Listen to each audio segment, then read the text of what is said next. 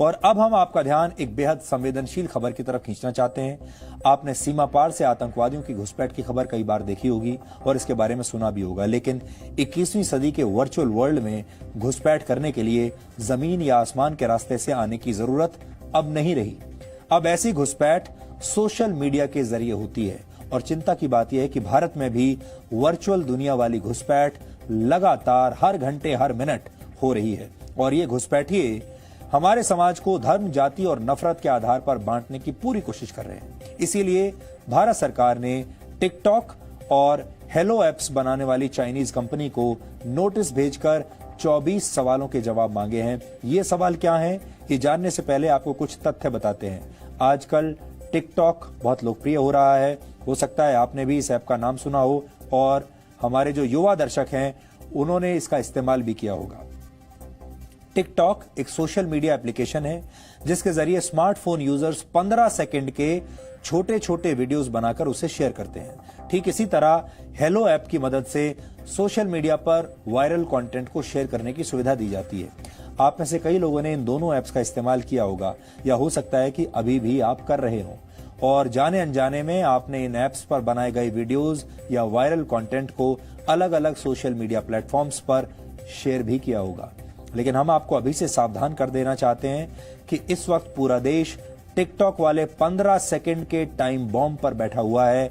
हर दिन इन ऐप्स की मदद से ऐसे वीडियोस बनाकर शेयर किए जा रहे हैं जिनमें धर्म विशेष के खिलाफ भड़काऊ बातें होती हैं। ये बातें इतनी संवेदनशील होती हैं जो सिर्फ 15 सेकंड के अंदर पूरे देश में आग लगा सकती हैं। पिछले कुछ दिनों में ऐसे एक नहीं बल्कि बहुत सारे वीडियोस देखने को मिले हैं जिनमें भारत विरोधी और गैर कानूनी गतिविधियों का प्रचार और प्रसार किया गया है। इसी के बाद केंद्र सरकार ने इन दोनों ऐप्स को बनाने वाली कंपनी से कुछ जरूरी सवाल पूछे हैं।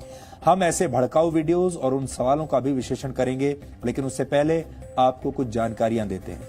ये दोनों ही ऐप्स चाइनीज हैं, यानी इन्हें चीन की कंपनी ने बनाया है। भारत में टिकटॉक के 20 करोड़ यूजर्स हैं, जिनमें से करीब 12 करोड़ एक्टिव यूजर्स हैं। 2019 में जनवरी से मार्च के बीच भारत में डाउनलोड किए गए ऐप्स में टिकटॉक पहले नंबर पर है। इस दौरान करीब 9 करोड़ लोगों ने इस ऐप को डाउनलोड किया है। पूरी दुनिया में 110 करोड़ से ज्यादा लोगों ने इस ऐप को डाउनलोड किया है और सिर्फ डाउनलोड्स और इन ऐप परचेजेस की बदौलत ही इस ऐप ने 550 करोड़ रुपए से ज्यादा की कमाई की है। मूल रूप से ऐसे ऐप्स की कमाई का जरिया यूजर द्वारा क्रिएट किया गया कंटेंट और उसका डेटा होता है। ठीक इसी तरह भारत में हेलो ऐप के 5 करोड़ से ज्यादा एक्टिव यूजर्स हैं और इन दोनों ही ऐप्स को बनाने वाली कंपनी का नाम है बाइट डांस और ये कंपनी आज दुनिया की सबसे महंगी स्टार्टअप कंपनी बन चुकी है। इस कंपनी का वैल्यूएशन करीब 5 लाख करोड़ रुपए का है और इसमें बहुत बड़ा योगदान भारतीयों का है, भारत का है। ऐसी कंपनियों को सिर्फ अपनी कमाई की फिक्र होती है। उन्हें इस बात की कोई परवाह नहीं कि उनके द्वारा बनाए गए ऐप्स का गलत इस्तेमाल भी हो सकता है। बांग्लादेश और इंडोनेशिया ने पहले ही टिकटॉक पर प्रतिबंध लगा दिया था। इंडोनेशिया ने इसलिए बैन लगाया क्योंकि इस ऐप से नकारात्मक कंटेंट का प्रचार हो रहा था, नेगेटिव कंटेंट। लेकिन जब इस ऐप ने नेगेटिव कंटेंट को सेंसर करने की बात मान ली तो इंडोनेशिया ने प्रतिबंध हटा लिया, जबकि बांग्लादेश में इस ऐप की मदद से पोर्नोग्राफी को बढ़ावा मिल रहा था, इसलिए वहां टिकटॉक पर प्रतिबंध लगाया गया। अमेरिका ने फरवरी 2018 में इस ऐप पर करीब 40 करोड़ रुपए का जुर्माना लगाया था क्योंकि इसने गैर कानूनी तरीके से बच्चों से जुड़ी जानकारी चोरी की थी। लेकिन भारत के संदर्भ में ऐसे ऐप्स पर प्रतिबंध लगाना बाकी सभी देशों के मुकाबले कहीं ज्यादा आवश्यक है क्योंकि मामला नेगेटिव कंटेंट का तक सीमित नहीं है, बल्कि मामला उससे कहीं ज्यादा बड़ा है क्योंकि ऐसे ऐप्स की वजह से हमारे देश का माहौल खराब होता है। पिछले दिनों झारखंड में मॉब लिंचिंग का शिकार हुए एक युवक के समर्थन में कुछ लोगों ने टिकटॉक पर अपने वीडियोस बनाकर पोस्ट किए। इन सभी पोस्ट्स में धार्मिक आधार पर अलग अलग समूहों के बीच नफरत और भेदभाव पैदा करने की बातें कही गई थी। इनमें आम लोगों से लेकर फिल्म इंडस्ट्री के अभिनेता तक शामिल थे। एक ऐसा ही व्यक्ति था एजाज खान, जिसने टिकटॉक ऐप पर लोगों के बीच धार्मिक आधार पर नफरत बढ़ाने वाले वीडियो को पोस्ट किया था, प्रमोट किया था। बाद में उसे गिरफ्तार भी किया गया। इस ऐप का इस्तेमाल करने वालों की एक बड़ी संख्या गांवों और छोटे शहरों में रहने वाले लोगों की है, खास तौर पर युवाओं की। एक दिलचस्प तथ्य यह भी है कि इस ऐप का इस्तेमाल करके कई लोग मशहूर भी हो चुके हैं। इनमें आपराधिक छवि के लोग भी शामिल हैं जो रात में लूटपाट करते हैं और दिन में टिकटॉक पर आपत्तिजनक वीडियो बनाकर समाज का नुकसान करते हैं, लेकिन मशहूर हो जाते हैं। और इसीलिए हम कह रहे हैं कि इस वक्त हमारा देश सही मायनों में टिकटॉक वाले टाइम बॉम्ब पर बैठा हुआ है जो टिक टिक कर कर आगे बढ़ रहा है। इस ऐप के माध्यम से जितने भी आपत्तिजनक वीडियोस रिकॉर्ड करके अपलोड किए जाते हैं, उससे एक बात तो तय है कि किसी को कहीं जाने की जरूरत नहीं।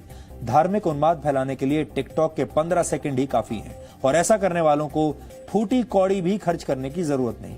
वो खुद ही नफरत वाली एक्टिंग करते हैं, खुद ही उसे प्रोड्यूस करते हैं वीडियो को, खुद ही वीडियो को डायरेक्ट करते हैं और फिर उसका प्रचार करके समाज को दूषित करते हैं। टिकटॉक का यूजर एक दिन में औसतन 52 मिनट इस ऐप पर बर्बाद करता है। भारत इन दोनों ही ऐप्स का सबसे बड़ा बाजार है। हमने रिसर्च के दौरान टिकटॉक पर रोज अपलोड होने वाले वीडियोस की संख्या ढूंढने की कोशिश की, लेकिन वो जानकारी हमें नहीं मिली। हालांकि हमें इस ऐप पर देखे गए वीडियोस के व्यूज के बारे में जरूर पता चला। इनमें से कुछ वीडियोस ऐसे थे जिन्हें 100 या 200 लोगों ने नहीं बल्कि करोड़ों लोगों ने देखा, जिनमें सबसे बड़ी संख्या भारत के युवाओं की थी। इससे आप समझ सकते हैं कि हमारे देश के युवाओं के पास कितना समय है। चिंता की बात यह है कि ऐसे ऐप्स पर अपलोड होने वाले वीडियोस की निगरानी के लिए हमारे देश में कोई सिस्टम नहीं है। किसी ऐप का यूजर कौन सा कंटेंट जनरेट कर रहा है, उसे सेंसर करने के लिए हमारे देश में कोई डेडिकेटेड बॉडी नहीं है, कोई रेगुलेशन नहीं है। कोई भी चाहे कुछ भी अपलोड कर सकता है।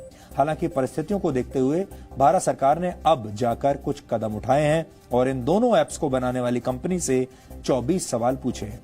सरकार की तरफ से पूछा गया है कि टिकटॉक और हेलो ऐप्स बड़ी संख्या में डेटा इकट्ठा कर रही हैं। ये डेटा क्या है? दोनों ऐप से आश्वासन मांगा गया कि भारतीय यूजर्स का डेटा किसी दूसरे देश, किसी तीसरे पक्ष या किसी निजी इकाई को ट्रांसफर तो नहीं किया जाएगा। सरकार ने उन आरोपों पर भी सफाई मांगी है जिसमें इन दोनों ऐप्स का इस्तेमाल भारत विरोधी गतिविधियों के लिए किया जा रहा है। टिकटॉक पर उपलब्ध आपत्तिजनक और अभद्र कंटेंट को रोकने के लिए इस ऐप की क्या पॉलिसी है, इस पर भी सवाल पूछा गया है। और साथ ही ये भी पूछा गया है कि टिकटॉक के वीडियोस को देखने से पहले छोटे बच्चों के लिए चेतावनी का टैग उन्हें जारी करते हैं या नहीं। यानी डेटा चोरी से लेकर आपत्तिजनक वीडियोस तक ऐसे ऐप्स आपकी प्राइवेसी में भी दखलंदाजी कर रहे हैं और कुछ देश विरोधी तत्व ऐसे ऐप्स की सुविधा का इस्तेमाल करके भारत में धार्मिक उन्माद फैला रहे हैं, जिनसे आप सबको सावधान रहने की जरूरत है। ऐप्स की दुनिया एक बड़ी अजीब दुनिया है जहां ज्यादातर चीजें आपको फ्री में मिल रही हैं और फ्री में जो चीज मिलती है उसके पीछे कहीं ना कहीं कोई कॉस्ट, कोई कीमत इन्वॉल्व है, वो आपका डाटा है। तो जब भी आप कोई ऐप डाउनलोड करते हैं और उसमें परमिशन देते हैं तो ये जरूर देखिए कि ये ऐप आपसे किस किस चीज की परमिशन मांग रही है। अगर एक टॉर्च की एप्लीकेशन ली जाए तो टॉर्च की एप्लीकेशन आपसे परमिशन मांगती है कि आपके कॉल लॉग्स देखेंगी, कॉन्टैक्ट्स की लिस्ट देखेगी, एसएमएस पढ़ेगी। इसका मतलब है कि ये ऐप खतरनाक है, ये आपकी प्राइवेसी को ब्रीच कर रही है। ऐसी एप्लीकेशन को कभी डाउनलोड ना करें। एक आपको पता होगा कि स्मैश ऐप करके एक एप्लीकेशन आई थी जो गूगल पे बहुत दिनों तक रही और जिसका जासूसी में काफ़ी नाम उछला और बाद में उसको बैन किया गया। इस तरह से यूज़र डिस्क्रिप्शन जो इस्तेमाल करने वाले लोग हैं उनके जागरूकता की बहुत ज़्यादा आवश्यकता है। टिकटॉक और हेलो दोनों ही ऐप्स को 22 जुलाई तक अपना जवाब देना है और अगर ये ऐसा करने में नाकाम रहे तो मुमकिन है कि इन पर कड़ी कार्रवाई हो या इन दोनों ऐप्स को भारत में भी बैन कर दिया जाए। सूत्रों के मुताबिक तमिलनाडु, तेलंगाना, महाराष्ट्र, पश्चिम बंगाल और गुजरात की सरकार भी इन ऐप्स पर बैन लगाने के पक्ष में है और ऐसा कहा जा रहा है कि पंजाब और कर्नाटक भी इसमें शामिल हो सकते हैं। इस बीच टिकटॉक और हेलो दोनों ने एक संयुक्त बयान जारी किया है और कहा है कि वो भारत सरकार को पूरा सहयोग देने के लिए तैयार है। लेकिन आप जरूर इनसे सावधान रहिए। आप अपने घर में ताला लगा सकते हैं, अपने घर के दरवाजे अंदर से बंद कर सकते हैं, लेकिन ये ऐप्स ऐसी हैं जो दरवाजे से नहीं, आपके मोबाइल फोन से आपके घर के अंदर आ जाएंगी, आपके परिवार में आ जाएंगी, उसके बाद आपके समाज में और आपके देश में और फिर पूरा माहौल खराब कर देंगी।